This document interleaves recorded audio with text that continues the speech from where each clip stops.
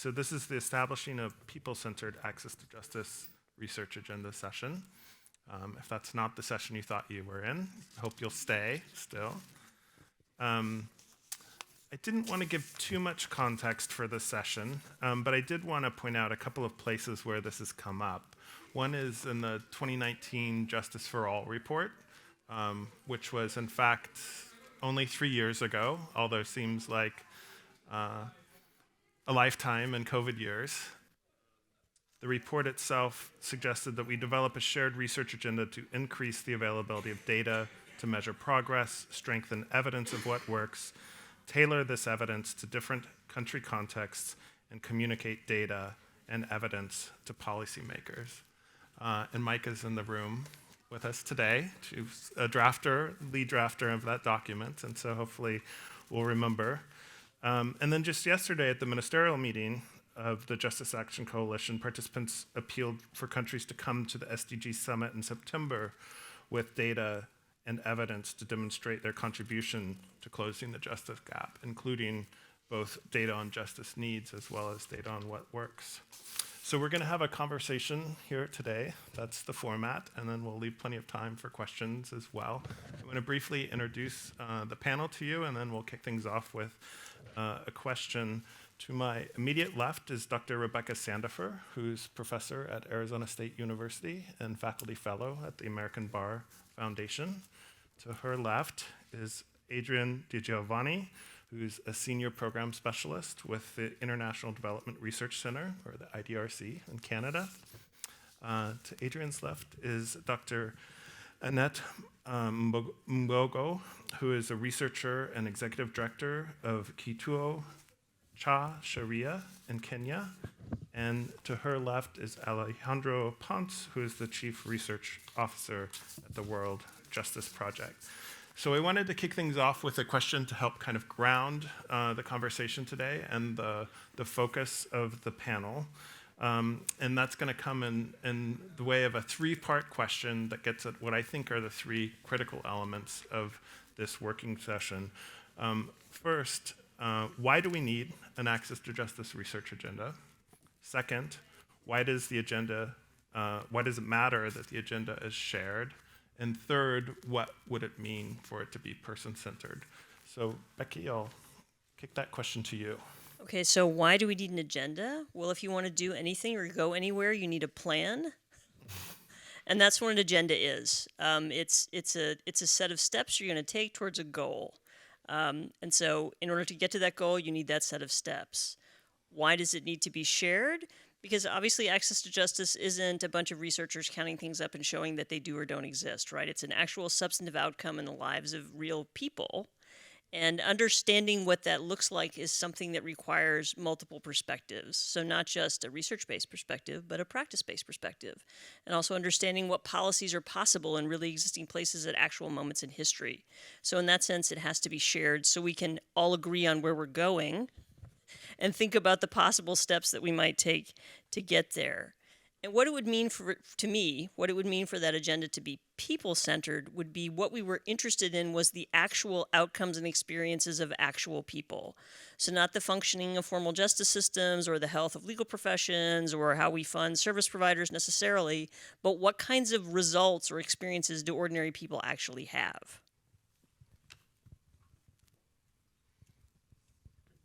I don't need to turn. Okay, thank you. First presentation since the pandemic, so thanks for bearing with me.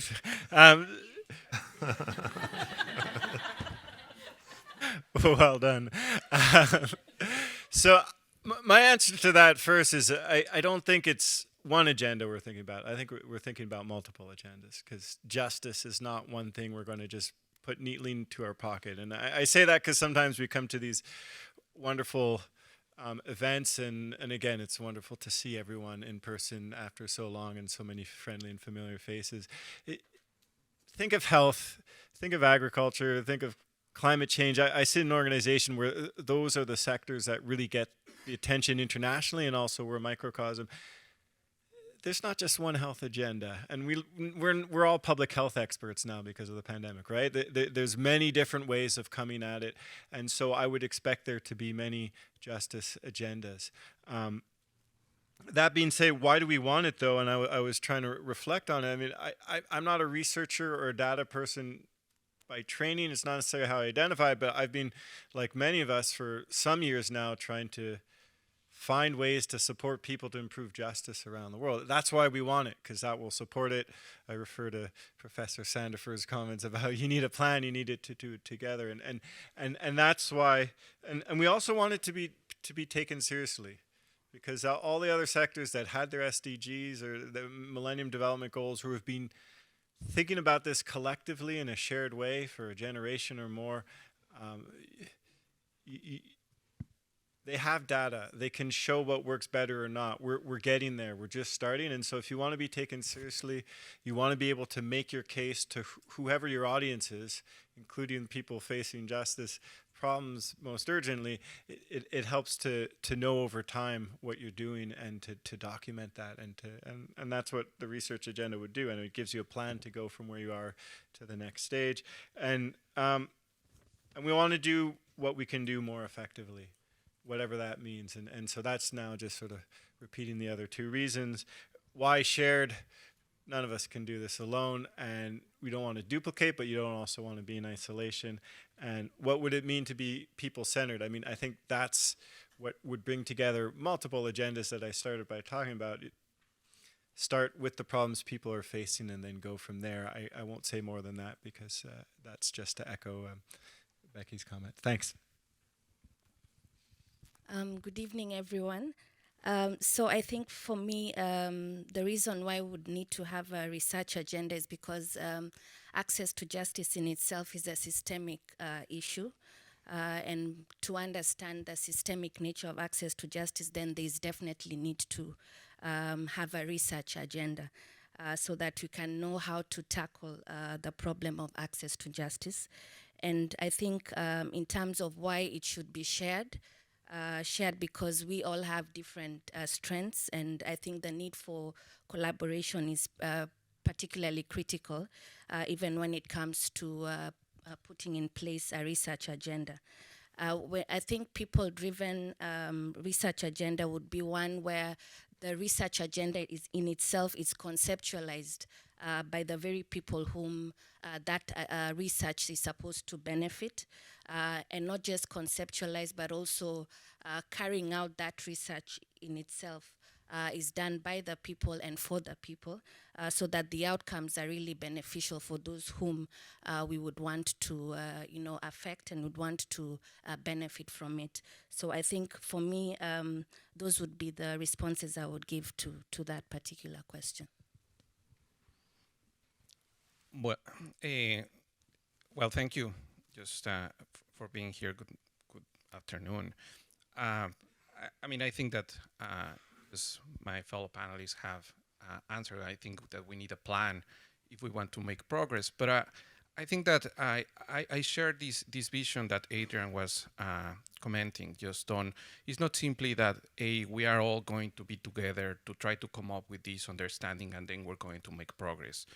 I think that the way that, at least the way that I imagine or that I would like the field to go is as other fields have evolved that are actually making progress in developing research agendas. And I'm an economist, so I come from the field of economics, in which essentially just we need systemic changes in order to advance a research agenda. It's not that different researchers are advancing the common agenda. It's just a lot of people are working with incentives within institutions to actually make progress on the questions that they are interested in.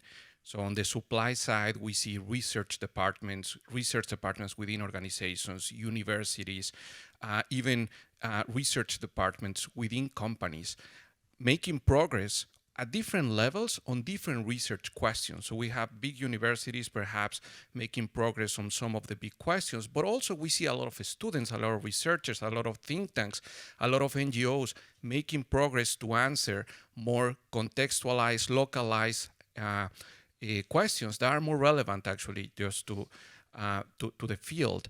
And on the demand side as well, there is a common understanding that we need to have some methods to answering some questions, that we need to rely on certain methodologies to answer some questions, and that there are a lot of people working on that, and that is accepted. It is the same in the field of medicine, public health. So doctors simply just, if they want to get informed about something, they just simply go to a lot of the different journals that have been published and gain that understanding.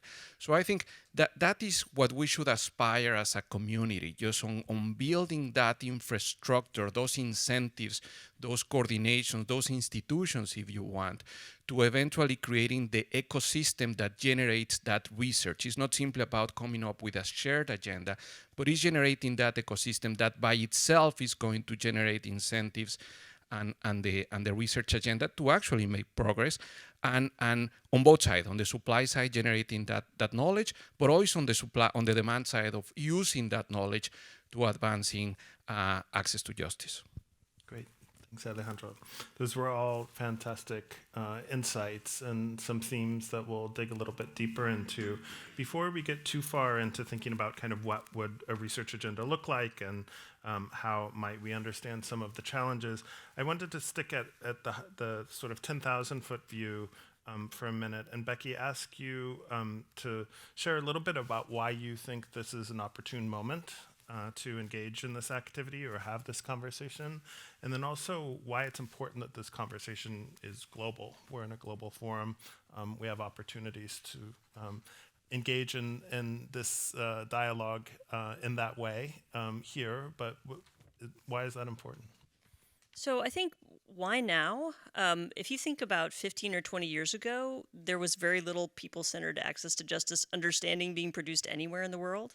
And now we have HILL, which has done a whole set of national and regional studies. We have the World Justice Project. We have a whole range of projects that help us understand people's experience and start to identify the kinds of issues that they have and the kinds of places that they're going with those.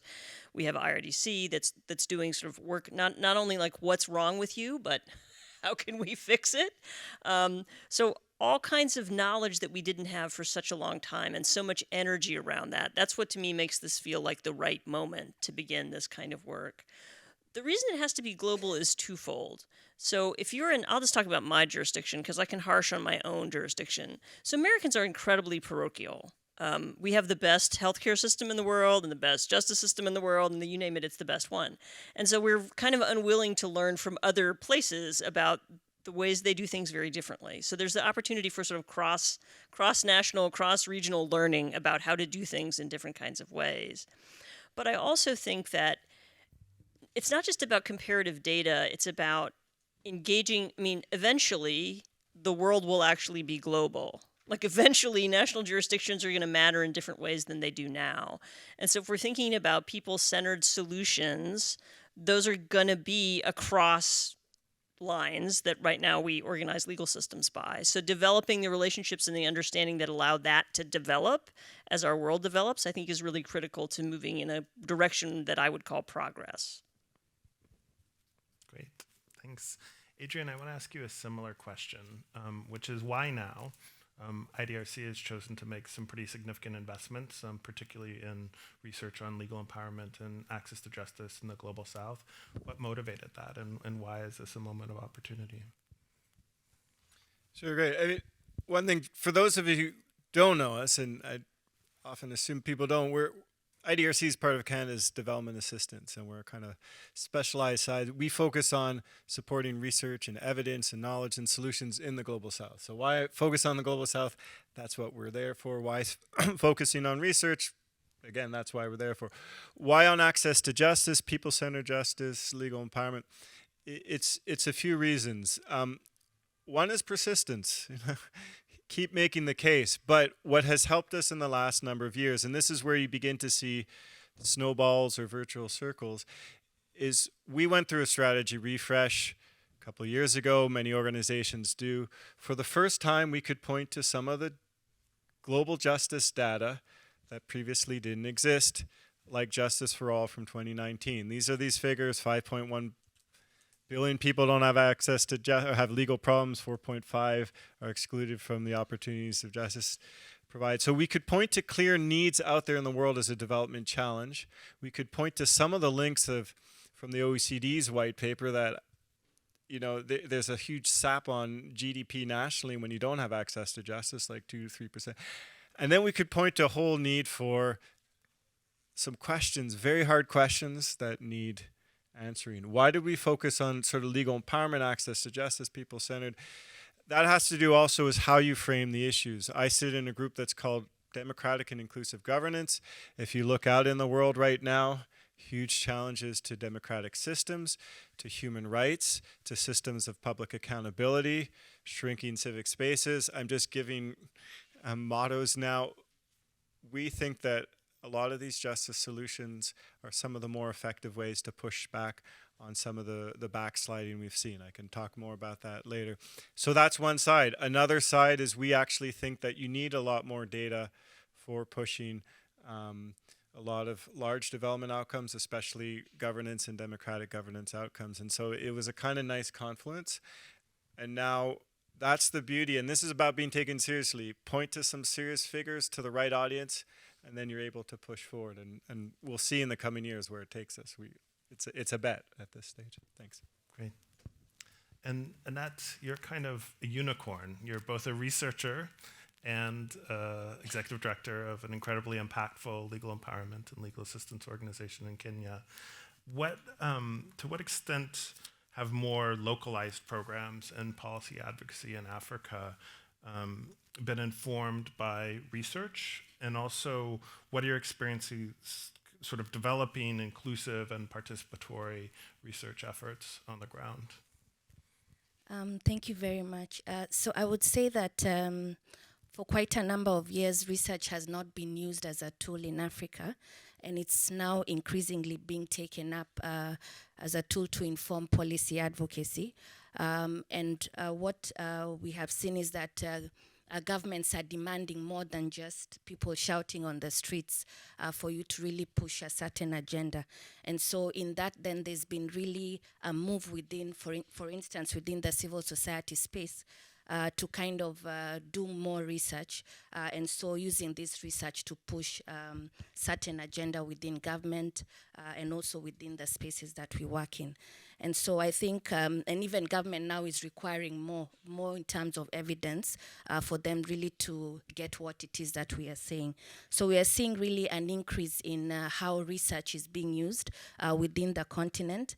And just to share even how we as Kituo have worked, for example, through the support of the Legal Empowerment Network, as well as the African Center of Excellence with funding from IDRC, is just to use those collaborative platforms to bring together practitioners who work within the field of legal empowerment to start thinking around what are the priorities around research within our localities. And so I think that's where we started from. So just having conversations across the continent on priorities, what are the pressing challenges for us as practitioners, and then seeing what do we really want to learn from these particular challenges. And that's where we kind of came up with three major issues that we felt within the continent are kind of priorities that we would want to address within the research agenda. So the areas that we thought were particularly impactful and really need a lot of research is one is the question of community-driven justice through paralegalism, which is because a lot of our beneficiaries do not use the formal court system to access justice. They are using informal systems, and yet within the legal frameworks in a number of our countries, the law is more of a hindrance than it is a facilitatory tool. And so we as a movement within the region felt that there's a need to kind of have an inner reflection and see what are the ways in which we can change this, learning from each other at the same time, and really just learning from the ground. For instance, what are the community paralegals saying about how they would want to work within the access to justice space, how they would want the law to respond to their issues. And so we came up with these particular research areas. And I think one of the ways in which we try to make it as participatory as possible is even in terms of the design of the research, is not just to have us as practitioners within our offices to come up with the research design and come up with what methodologies we'd want to use, but really get it from the beneficiaries and find out how they can be directly engaged in those particular projects. And the projects are currently ongoing, and we're really looking forward to really using those research projects to kind of have more regional learning around some of these justice challenges that we are having in the global south. Thank you. Great. Thanks, Annette. So, Alejandro, I'm going to turn to you with the start of the million-dollar question, which is, what would a shared research agenda look like? What are some of the main elements that would characterize it? Yeah, it's a tough question. I think that it has to have probably three elements, and the first one is a shared understanding of what people-centered justice is. We all know here how what people-centered justice is, but I think that is not a shared understanding among a lot of the people working in the justice sector. So I think that is the first big part that we need to take into account. The second one, I think it's related to the questions themselves, the research questions that we would like to answer. And I will think in terms of several categories or big questions. The first one is the measurement, the status itself, just of access to justice, the what. So the what and the who. So what is really the status of access to justice in the different communities? And in order to do that, we need to come up with the right measures, with the right surveys, with the right qualitative studies, the right indicators. I think even ourselves just have not really defined exactly as a community what are those indicators that we should be advancing, because eventually those indicators are going to define the public policy. So I think that's one. The who are the communities who are most affected, under what circumstances, and by how much. I think that is, we really need to do much more research on getting into those communities to try to understand their situation. I think the second part of these big questions is the why. So if we see a particular situation, why are we seeing this situation? How context actually impact this particular situation? What circumstances explain these particular situations that we're seeing, both institutional, socioeconomic, and so on. So those are, I think, some of the things that we haven't made as much progress just as a community. And importantly, the connections as well. So if we want to take the justice agenda to the next level, we need to make the connections with other development outcomes, how justice affects socioeconomic outcomes, how justice affects political outcomes, or lack of access to justice affect political outcomes. What are the connections that we talk about between access to justice and rule of law, but that we need to still to prove. And then the third is how to make progress, so the interventions. So I think that we're still just we haven't really made a lot of progress in answering that questions. What can we do to advance access to justice? What interventions are better than others? Which ones are more cost effective? I think those are some of the big questions. And the third box is the methods. So how are we going to answer those research questions? What are the best methods that we need to agree upon as a community to take it as valid? Just so that whenever we use these methods, then it's a valid answer. And I think those are probably some of the areas in which we need to make progress just as a community. Great. And Becky, over the last 4 months or so, we've started in the U.S. context to begin to think about what it would mean to have a shared research agenda among researchers and policy voices and practitioners. What do you think what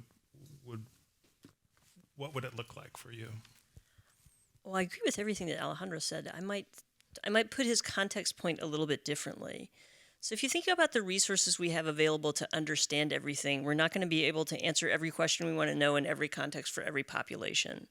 So we have to have some kind of intellectual way of generalizing.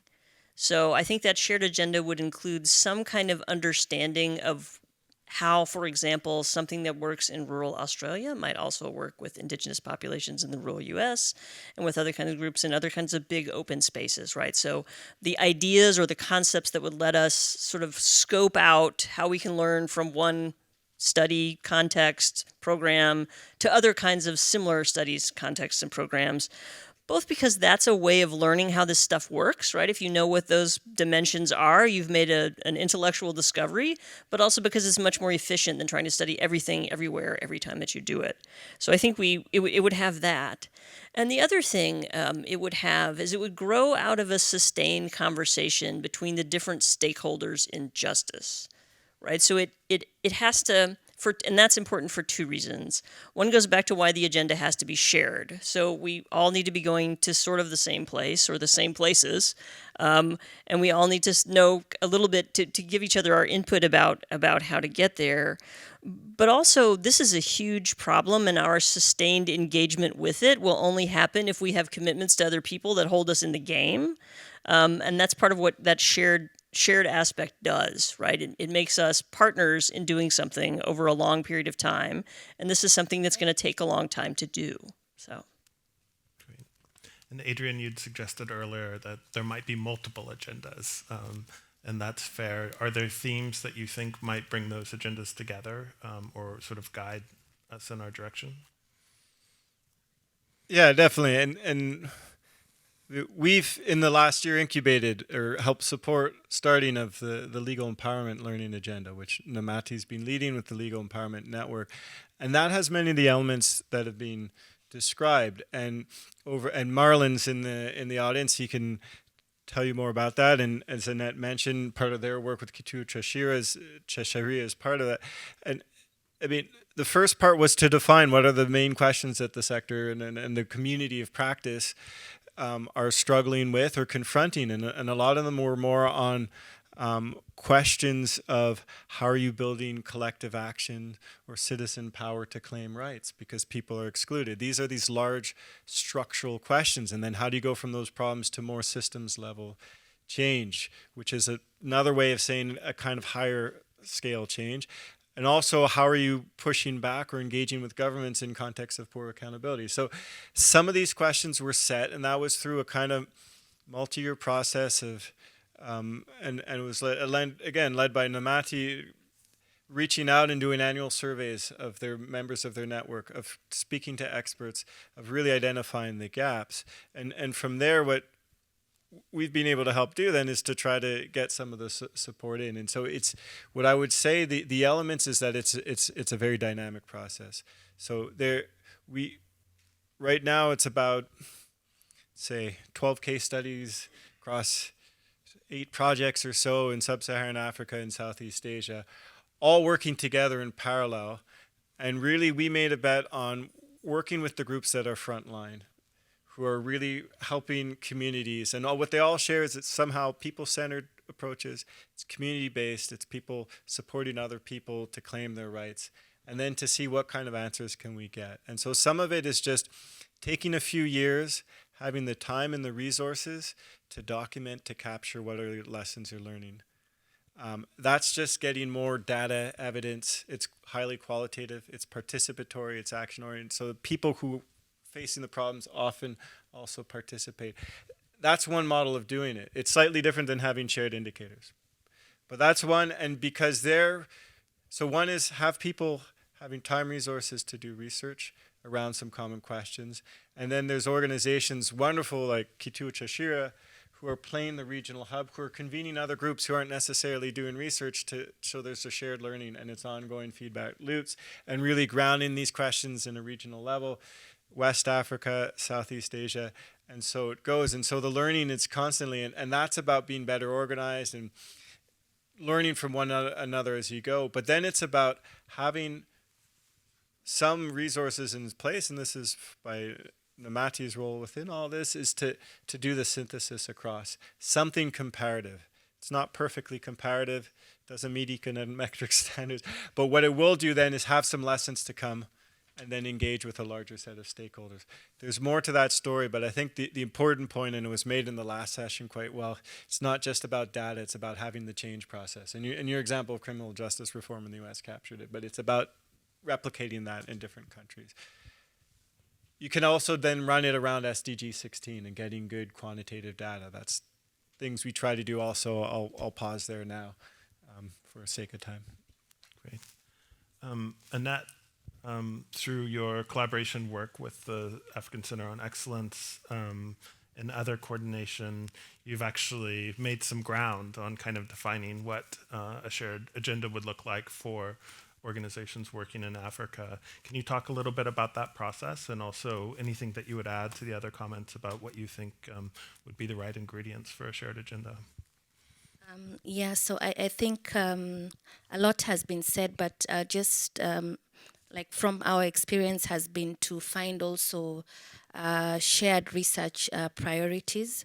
So just finding commonalities on issues that we think we should prioritize even within the research agenda, and also to give a voice, especially to the vulnerable whom we are specifically targeting, and to engage them directly within the research process. And I think the voices of the beneficiaries should really be the center stage, and this is what we are really trying to do. But then also is to see how regionally, not just regionally, but also nationally. So within our own national context, what kind of research priorities do we have that then can fill into the regional research agenda and then the global research agenda? And also looking at how this research agenda can really have an advocacy strategy that kind of picks up issues that we can then move to the next level. And I think the aim is not just to develop a research report that then ends up gathering dust, but then really to use the findings of those research projects that we are doing to kind of push our own agenda within both the national space and also the regional and the global space. So I think for us, it has been also important to see how do we ensure that our methods are participatory, and because we're sometimes working with very vulnerable communities who may also not be literate, and so how do you engage those particular communities within the research agenda and also in the execution of the research? And I think there is a need to be deliberate, and this is what we are trying to do, just to be really deliberate in ensuring that even those who may not be literate or those who really are the ones who should benefit can participate throughout the research projects that we are doing. So I think in a nutshell, those are the kind of things that we are trying to do. And I think just one last thing is just from a participatory perspective is because a lot of the solutions that will be proposed will actually be implemented by the communities. So if the communities do not have a buy-in from the time of the design to the time of execution, then even when it comes to implementation of the findings of this particular research, then we really have challenges. And so I think just engaging with the stakeholders of the research is really critical, just to ensure that the findings that you have will then be much easier to be implemented on the ground. Great. So we're going to turn to questions in a second. Before we do, I want to have each of you wear, as best you can, your institutional hats and have us talk a little bit about challenges. So from an academic research perspective, the perspective of an international donor looking to build evidence, perspective of organization doing work on the ground and engaging in participatory research, and then Alejandro from the perspective of someone trying to do comparative work on both indexing and methodologies. Becky, I'll start with you. What are the challenges wearing your academic research hat? So wearing my academic research hat, I would say the challenges are a specific version of the challenges of doing anything with anybody, whether it's your kid or your spouse or your neighbors, which is goal alignment. right? So my job as an academic is to write really boring things that only people like me care about. If you're a service provider, your job is to either get some knowledge that helps you understand how to do what you're doing better, or some knowledge that lets you show your funder that what you're doing is really important. If you're a policymaker, your job is either, in my policy context in the US, to do something really ideological and have some justification for doing it. In other contexts, you might be more technocratic, right? You might be trying to solve a problem, so you want the information to solve the problem. Those are not the same kinds of information. So finding a way to agree that there's some piece of that we could all work on together, I think is a big challenge. And it's related to a second challenge, which is what counts as information. So when I'm in my role, my job is to be objective, right? So my job is to produce facts that are free of political considerations and value considerations and all that kind of stuff. And that's not the kind of facts that most other actors in the space want. And it's also not actually the kinds of facts that I'm producing, right? Because we ask particular questions because we think it's important to know the answer, even though we might want to try to find the objective answer to the question. So I think those two things, sort of what counts as knowledge and then why are we producing it, are hard to align at times. I'm going to center my answer around one word, time, and that's the challenge, and in different ways. So one, the pace of change on these issues is very fast, and in some evidence out there, fast for the bad in recent years, especially around respect for basic rights. Or, we have 5.1 billion people with endemic justice problems. Research is a slow boil, right? And so 2-3 years you can get some really interesting findings, but making sure it's timely for the policy debates, or that it even makes a difference, it's hard. There isn't quite goal alignment in a temporal way there.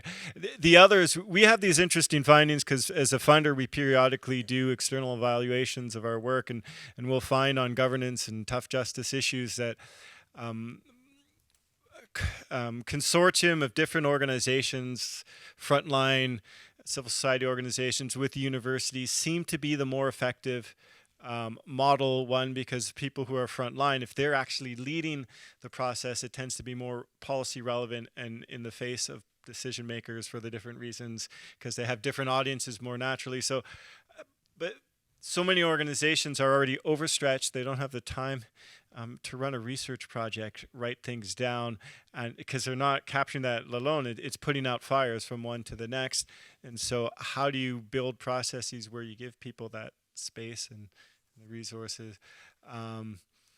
And yeah, I'll those are some of the big challenges. The other challenges, they're just very difficult issues. So we do have to, even on the kind of more mundane, not politically charged justice challenges, hard to change these issues. And so it's about tempering expectations, and again going back to making sure you have a good advocacy strategy along with your research.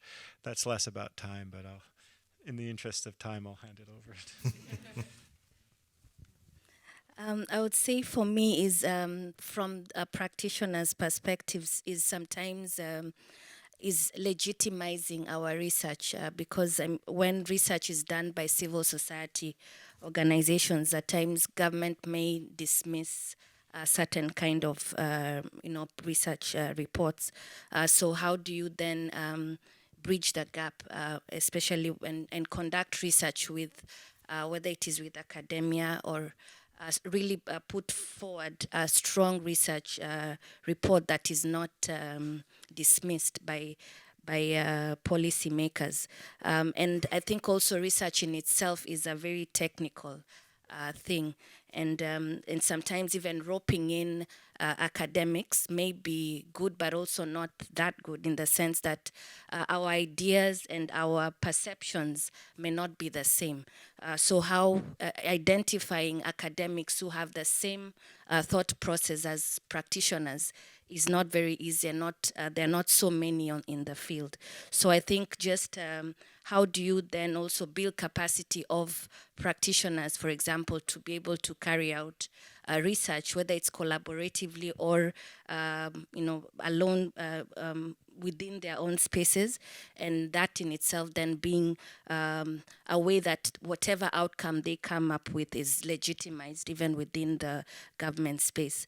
And as Adrian has said, that time is also really a challenge. I mean, I look at within our office, for example, you're really busy trying to implement projects and programs, and just getting time to reflect and see what has been the impact, for example, of the work that we've been doing is really difficult to fit it in within your own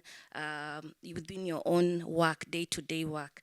And so I think, which is really essential, especially if you really want to think through what you've been able to achieve. So I think just getting the time, even where there's no real project that you're implementing, and integrating research within your programs as a day-to-day thing that you do is really something that I see as a challenge, but I'm seeing a lot of practitioners and civil society organizations are trying to do this better every day. Thank you.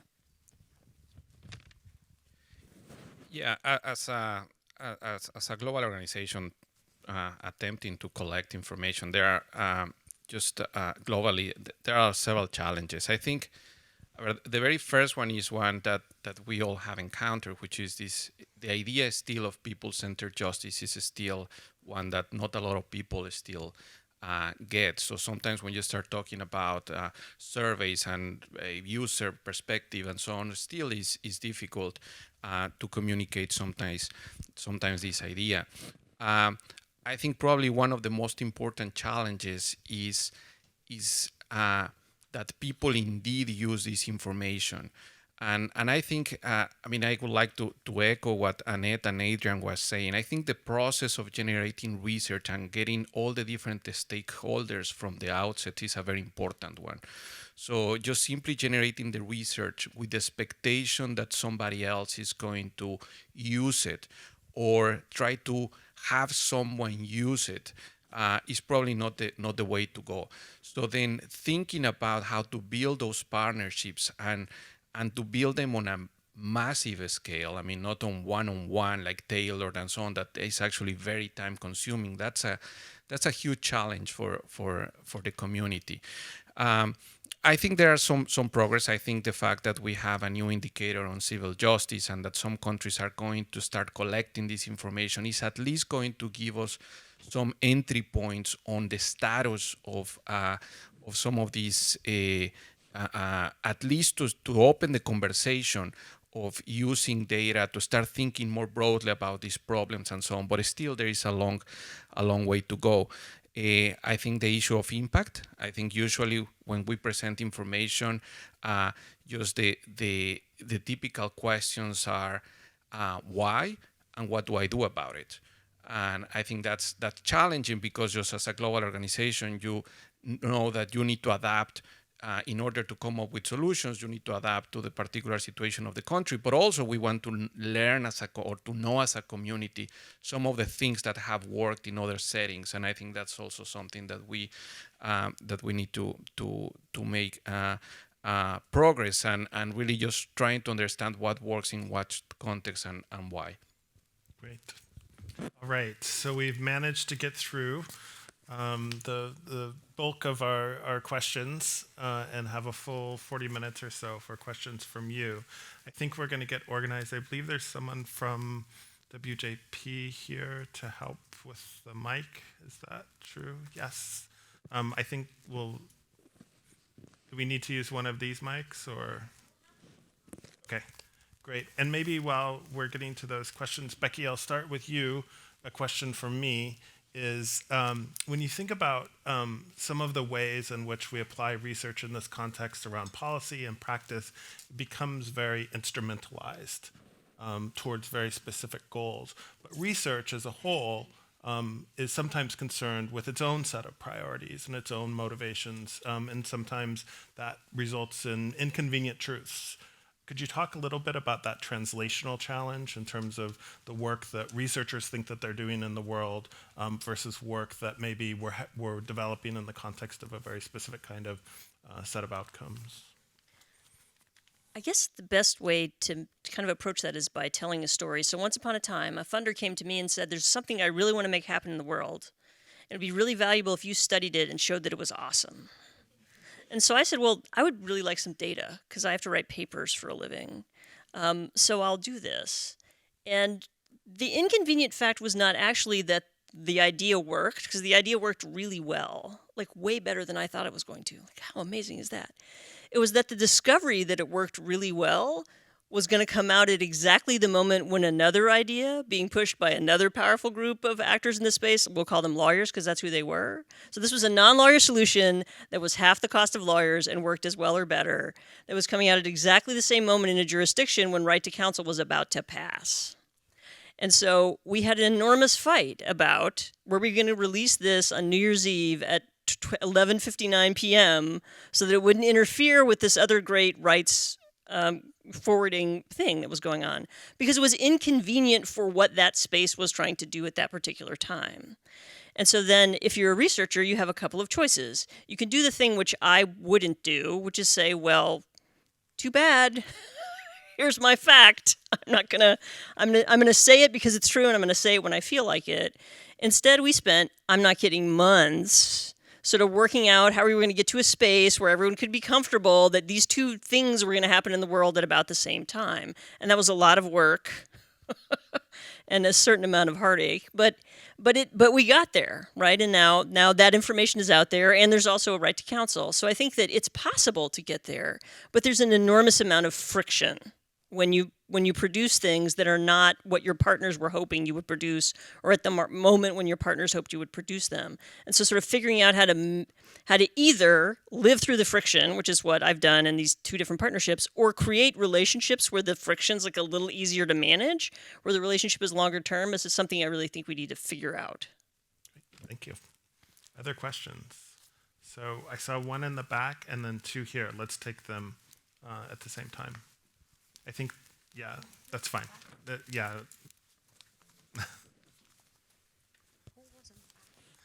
Can you put your hand up again in the back? Yeah. Hi, my name is Alvaro. I'm from Argentina, and from a Latin American perspective, courts or justice sector institutions do not play a role in this definition of a research agenda. So, and here in the panel we have members from civil society, international cooperation, universities. So what do you think is the role of justice sector institutions from your perspective? I'm speaking mostly of formal justice system, right? Should they play a role? How can we make them to become users of the products of these research agendas? Because in most cases they are not even involved in obtaining this information and processing and having an impact on the way you work. Thank you. Great. And then Martin, do you want?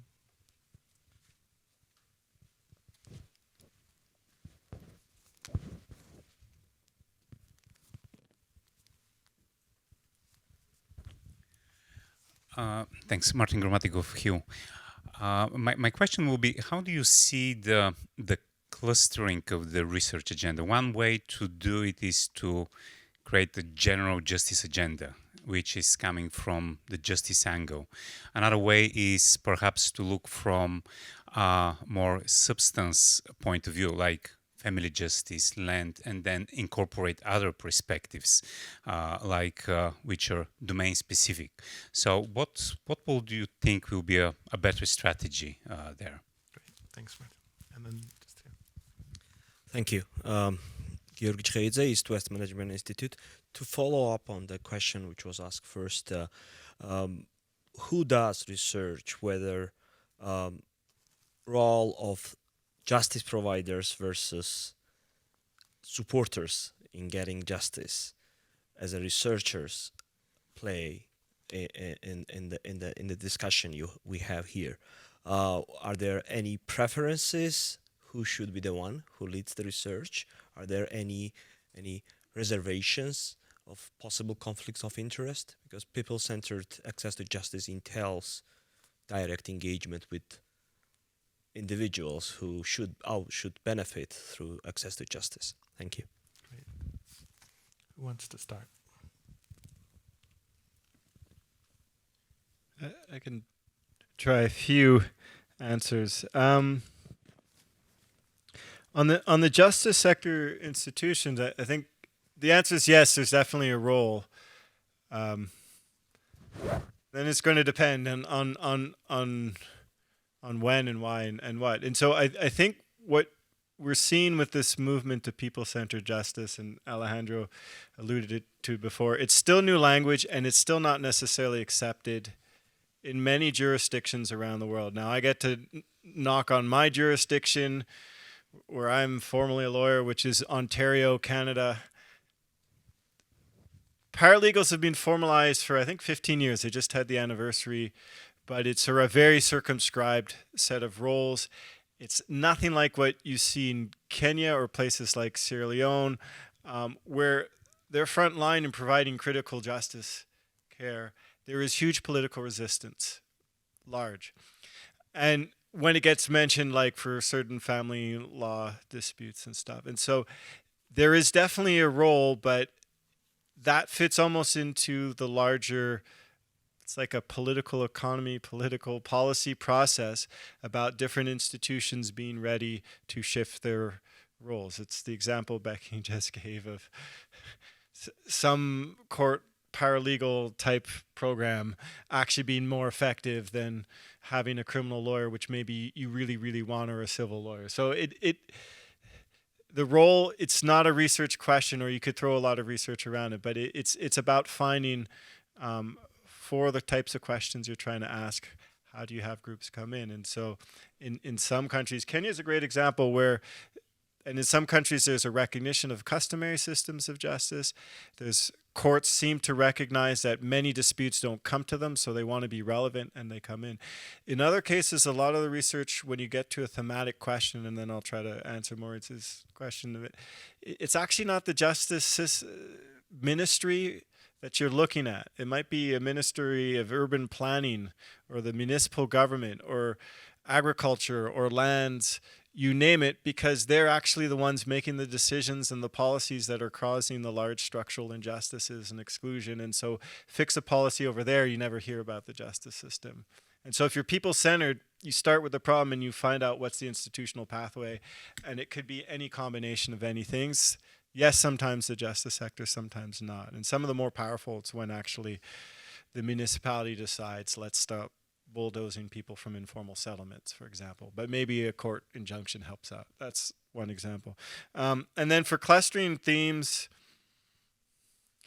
there again, there is so much potential, and we're staring at large oceans that I almost don't want to answer.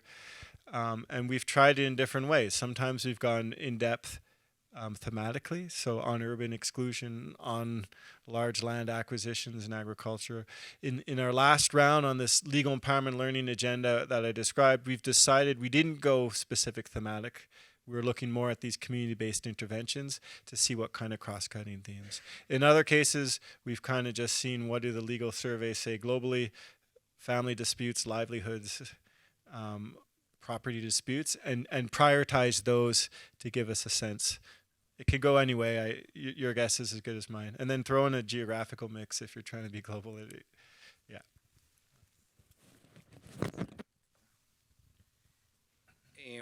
To the first question, I think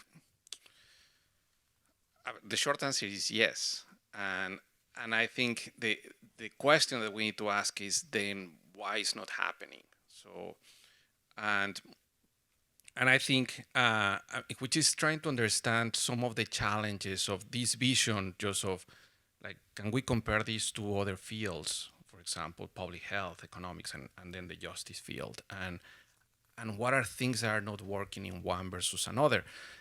Just, I mean, an analogy that I have in my mind is when we talk about courts and when we talk about judges and lawyers, it's almost as if we were talking to doctors working in the hospital. And then what doctors know is they know medicine. They know how to treat patients when patients are sick. So, and that is just courts and lawyers, That's what they do. They are trained to use the law to solve problems for the people. But just the analogy in public health just is there are public health practitioners trained to build systems to prevent problems from happening in the first place and to avoid that the hospitals are crowded, right? We don't have that equivalent in justice. Just we don't have schools of public health, of justice, just that allow us to think how to organize these systems. So since we don't have that, so just thinking about what people, just lawyers are trained to do. So either we do two things. Either we train lawyers to do this, or we build or just rely on other disciplines to actually start thinking about how to solve these systems. And I think that's probably something that we need to do as a community, really relying on a multidisciplinary approach to think about how to solve systemic problems. And there are a lot of people thinking about how to solve problems in many other disciplines. And I think that's something that we need to rely much more, but because always when we think about justice, it's lawyers doing reforms, legal reforms, just that are going to, they know how to write laws, they know how to interpret laws and so on, but it's not going to necessarily generate some of the changes across the justice chain that we need to generate people-centered justice. So I think, that's just a simple analogy, but just trying to think in terms just of everything that implies incentives for people, just for using this kind of research, coordination, funding, and so on. Just everything just to get into the place of other disciplines. And I think to the question that Martin rose, I think that the research questions just in general need to be, or the research answers need to be very specific. And I think part of the challenge is that, again, going back to what I was saying before, just the idea of people-centered justice is that many of the problems that we understand as justice problems are not necessarily understood as justice problems by many people. So then if I don't get just my social security benefits, then, okay, so and I can do a research project about how to just improve the social security system, that's probably never going to be published in a law journal. So just it's that is in a lot of different ways. Just all those problems are spread out across just a lot of different institutions, and I think that in general is a challenge. I think I would like to see both approaches. It's not either one or the other. I think it's probably there. We need those answers that indeed solve specific problems. And we also need to make progress on some of the broader answers because they have different audiences. So I think that for formal justice institutions, I think, yes, they can be involved. And I think for them to be involved, then they must be engaged from the onset. I'll just give an example of a project that we are working on around digitization of justice, where the court is really one of the most prominent stakeholders within that particular research project. And actually, I was very surprised when a court official was really keen on the feedback that they would receive from that particular study, because then it would give feedback on how the communities are really experiencing digital justice.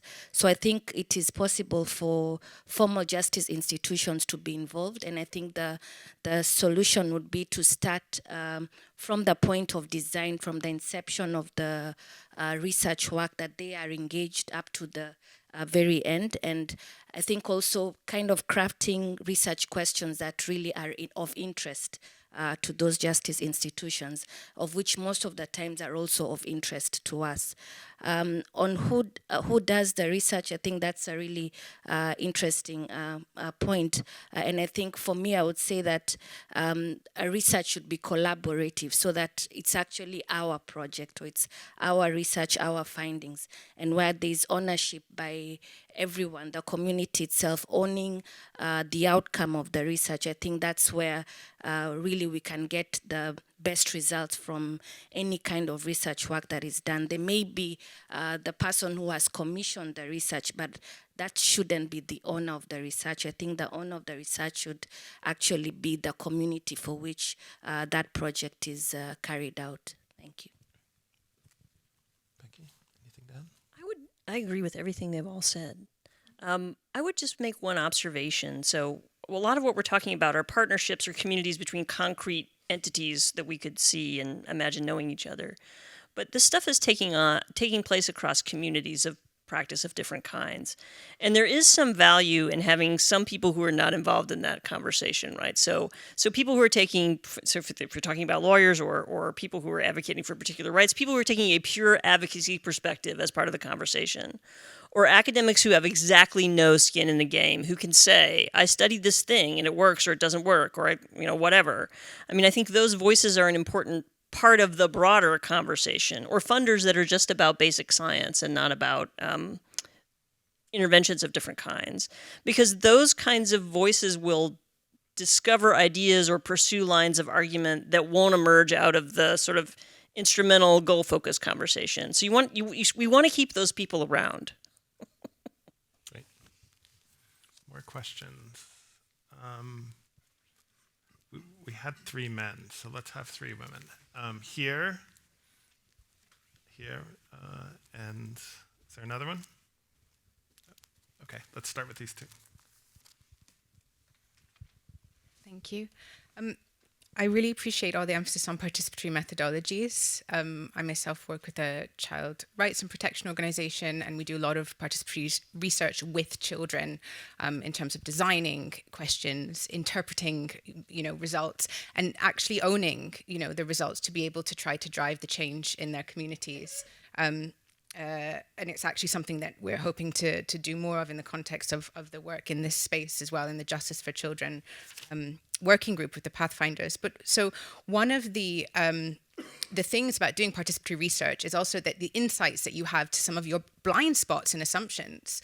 A good example, we did a participatory research project during COVID with children, working with academics, working with 30 organizations, the big child protection agencies, etc., UN, and we took it to a child advisory group, the questionnaire, and we said, okay, what are we missing?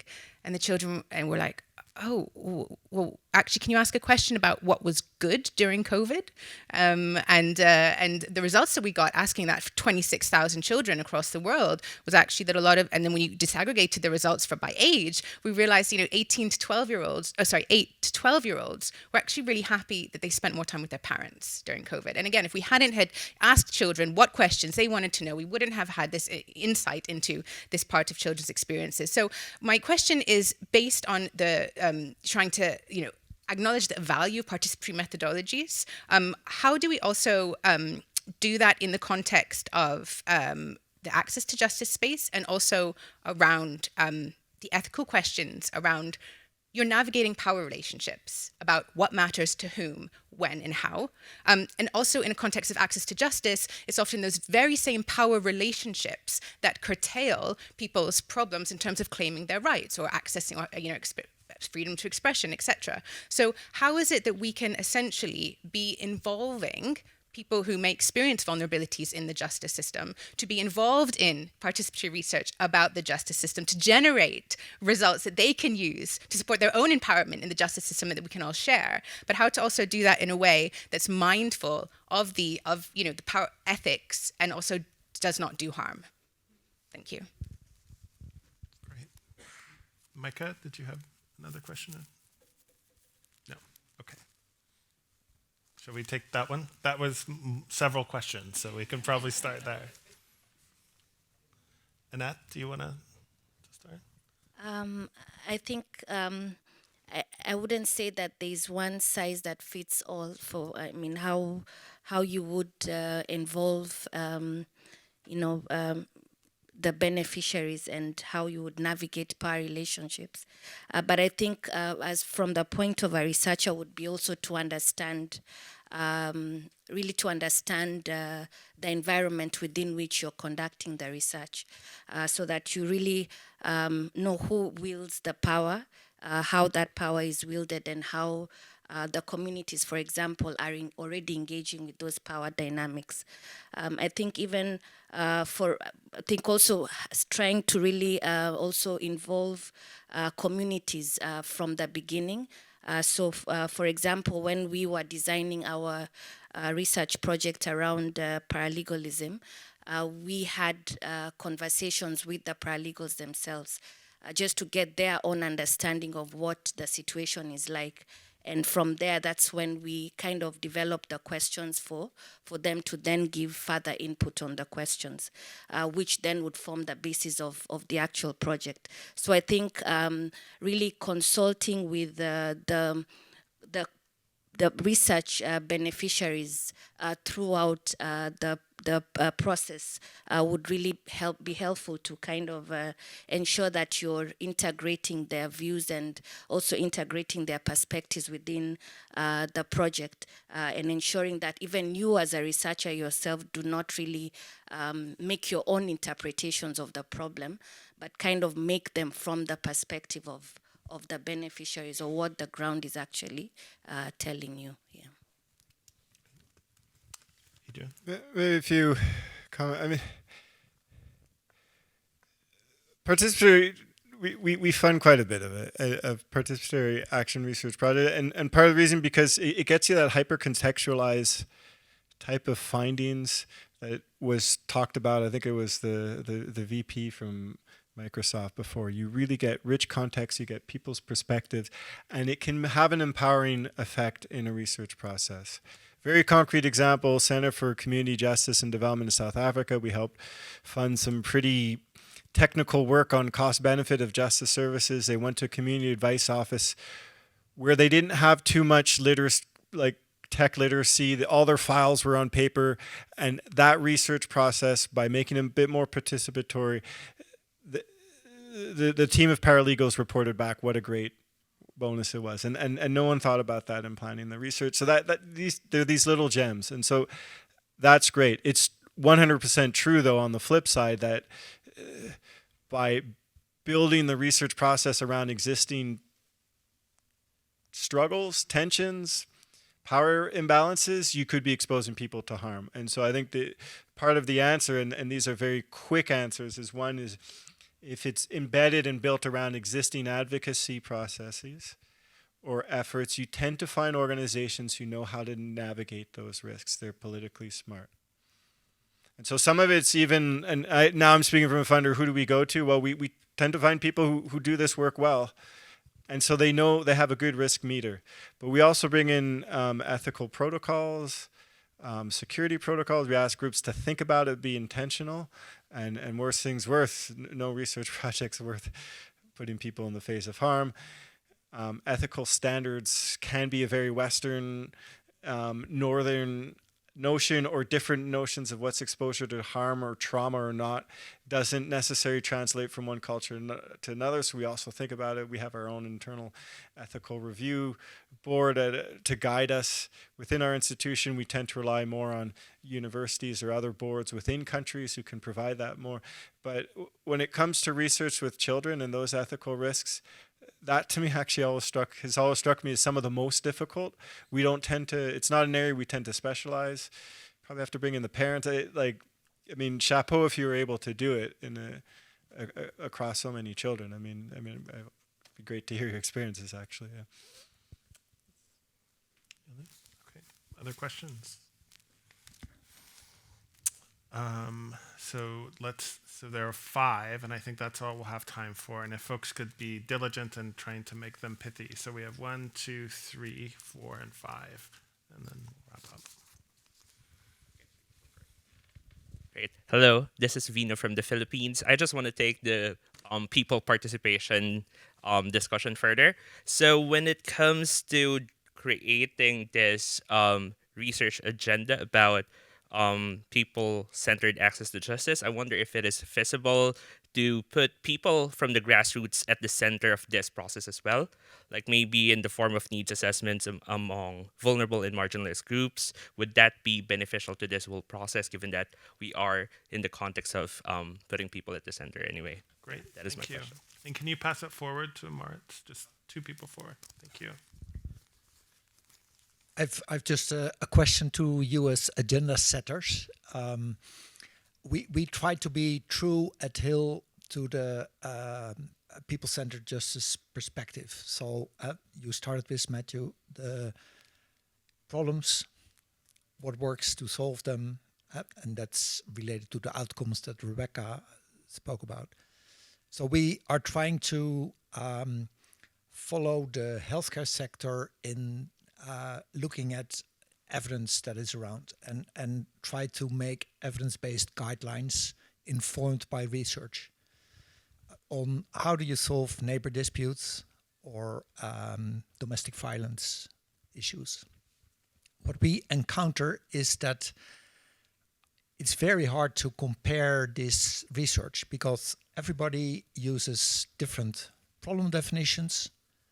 What is domestic violence, intimate part of violence?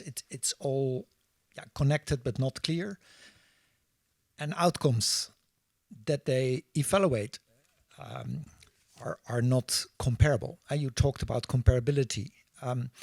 So from our perspective, number one on the research agenda would be standardize the problem definitions and look at what outcomes for each problem you want to measure so that we can jointly use the same criteria across projects, organizations. My simple question is, could you please put that on your research agenda? I think it's our research agenda more. So there's 3 more here. And again, if you could make them short, that will ensure that we have time to answer them. Hi, I'm Jessica. I'm from the Open Government Partnership. And my question is, so we often are working with either government actors or institutions that don't necessarily conceive of themselves as justice actors, like some of you have been talking about today. And my question is, in those conversations, do they need to conceive of themselves as justice actors to be involved in this agenda?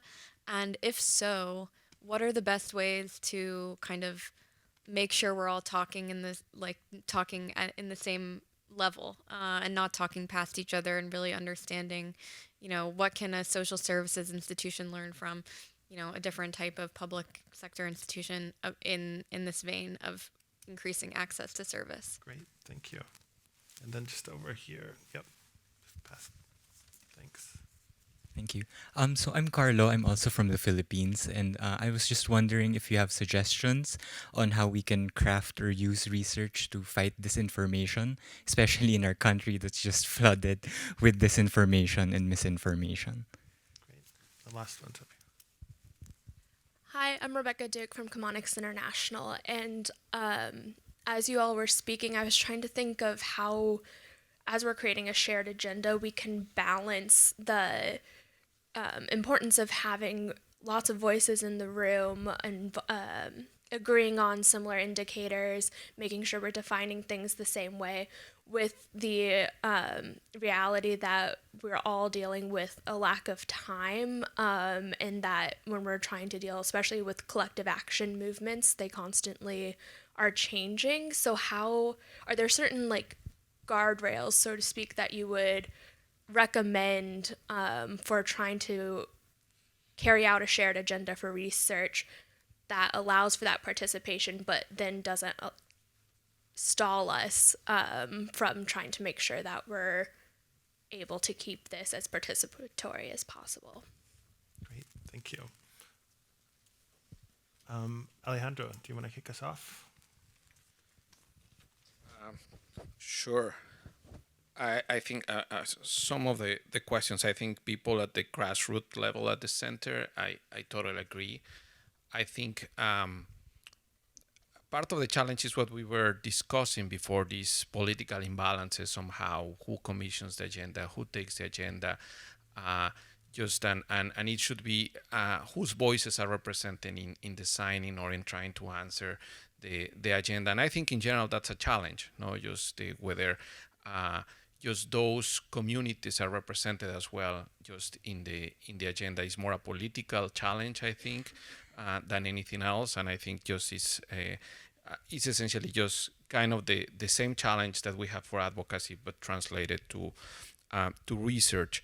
About the question that we had on evidence-based guidelines, and you guys are leaders on these, on trying to standardize the problems and outcomes. I totally agree, and as I was saying before, it's something that we as a community need to agree upon on what is exactly what we are trying to advance. And even though I agree just with what Adrian was mentioning about how to contextualize all this, but I think it's important also to generate some standards and other disciplines.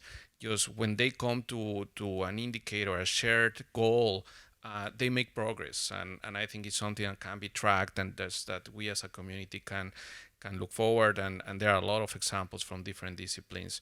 I think it still is a challenge, just particularly on the interventions. I think it's not different probably just from other disciplines that just interact with people. Just economics is one example in which what works in one country may not necessarily work in another one, and in many cases it's because of the institutional context, and that is challenging.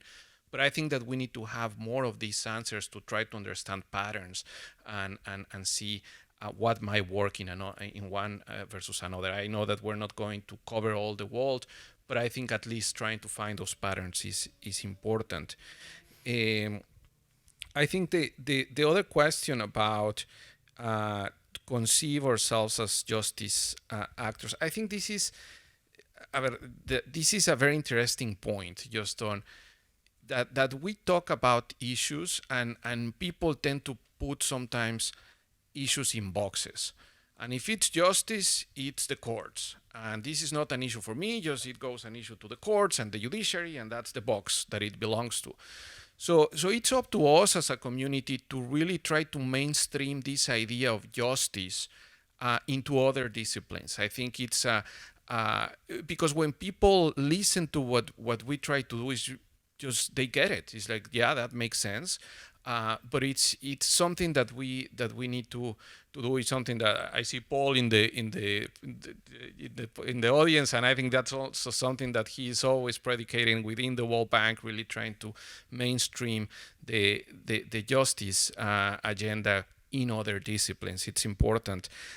Research to fight disinformation. I think this is something that a lot of people are thinking about now, just given the context that we're facing.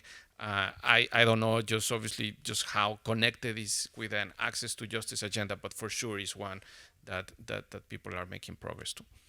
Great. Annette? And you don't have to answer them all, although Alejandro made a heroic attempt at doing so.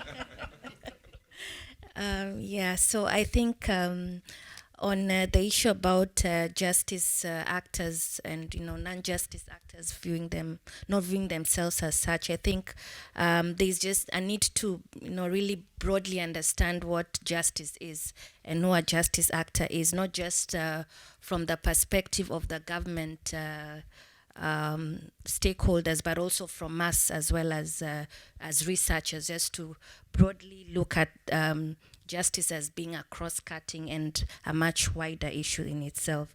I think I agree on the proposal about standardizing the definition of research problems within the umbrella of a research agenda. And I think I'm not sure there are any shortcuts to a participatory action research approach. That there may always be the need to, it may require you to take more time than you would in a normal or any other kind of research. So I think, but I think that when researchers do more and more participatory action research, it becomes easier and takes less time, as what you're saying. So I think just not taking it as being tedious, but really looking at it from the perspective that it is necessary, and that the only way we can really get viable outcomes is by ensuring that we engage everyone who would benefit or who would need to be engaged in that particular process. I think also research in itself, is definitely a way in which you can fight misinformation. So I think the challenge would be is to what extent are we generating information that is countering misinformation? And most of the times you find misinformation spreads much faster than the more legitimized research. So how do we ensure that the research that really has hard facts is really the one that is being disseminated across? I think also people participation is possible, including involving people right at the grassroots. I think it just needs to be a deliberate attempt, a deliberate action by the researchers to make sure that you are you are engaging with the most vulnerable as well as those who are within at grassroots level, but obviously ensuring that as you do that, you are really, ensure that you're protecting their interests throughout the research process. Great, thanks. Try to be quick. For the non-justice experts, it's in my experience, it's always a question of finding like the vocabulary where you can meet in the middle. Because when I go on about human rights, a lot of times people's eyes gloss over, but you find it's finding the right vocabulary. And I do it a lot in my day-to-day because not too many lawyers or justice people working where I do, and I have to convince like natural scientists, let's do this. And sometimes, some days works better than others, but we're here today. On disinformation, misinformation, while I'm worrying about justice questions, we have colleagues in my group on democratic inclusive governance that's really looking at online information disorder, disinformation, misinformation. Just last month, someone named Howard Wasserman from University of Cape Town, I believe, came out with the first diagnosis of regulatory frameworks in the Global South, idrc.ca. If you want to look at it, that I think Southeast Asia is there, and that's a sort of line of work where we're also trying to support. These are all these stresses on democratic institutions we're trying to look at. And then on people-centered access to justice, getting the grassroots in. I mean, that's in a sense, the best we can, sitting where we are, we try to do it. And one is, as I mentioned before, definition of the questions for the overall agenda comes from the MATI's and the Legal Empowerment Network's annual surveys to identify and larger consultations. Then once you formulate a research project, if it's embedded within existing interventions, you're getting pretty close. And then when you get to the nitty-gritty of surveys, of doing focus group discussions, even hiring surveyors from communities, you can build it all in, but then the question about participatory action research and ethical risks, I think really comes out clearly there too. So thanks. Super fast 3 points. And this is not where I would go, it's where I would start. So to this question of whether people who are not in the justice sector need to know that these are justice issues, I would say today, no. I would say today start organizing around a problem like housing, or fair wages, or something where lots of stakeholders have already agreed this is something we need to work on, and that's how you build this community of understanding around that. To Maurits and Alejandro, who would like to have standardized measures, I would like to have standardized measures too. But we already have shared standardized questions, like does this work? Who does it work for? What are the kinds of sort of qualitative synthesis we can do with the answers we have to those questions now? That's where it's just saying where I would start, necessarily where I want to go. And then to this question of misinformation, it's about credibility. And the lies are a multivocal strategy, right? There are lots of lies coming from lots of different directions. So the truth has to also be a multivocal strategy. And it's partly about saying the facts or the understanding in a way that's accessible to people who are not the producers of the understanding, but also sharing that understanding through a trusted source. And I think we could be a lot better about that than we already are. Great, thank you. So last question. This morning, the panel was given a magic wand to address the world. I'm going to give you a stick or a carrot and ask you to leave us with what you would most like to see happen to support this effort in the next year. 30 seconds. I'll start. I would like funders, more than one funder, to get together to identify some specific justice issues they want to work on and to create the incentives, by the way they give out money, to have communities of practice that go across these lines around those issues. Thank you. Sounds good to me. That's about right. I think for me would be to have more convenings around research, especially at regional level. So, having Africa, for example, just having conversations around this and really sharing lessons and learning across the continent. And I will have probably the funders from Becky and Adrian just convening through the meetings that Annette was mentioning to try to come up with a set of the big research questions that we have in the field. I think this could be a very nice collaborative effort to try to identify some of these questions. Great. Excellent. Well, thank you all for sticking with us. It's the end of the day, and thank our amazing panel as well.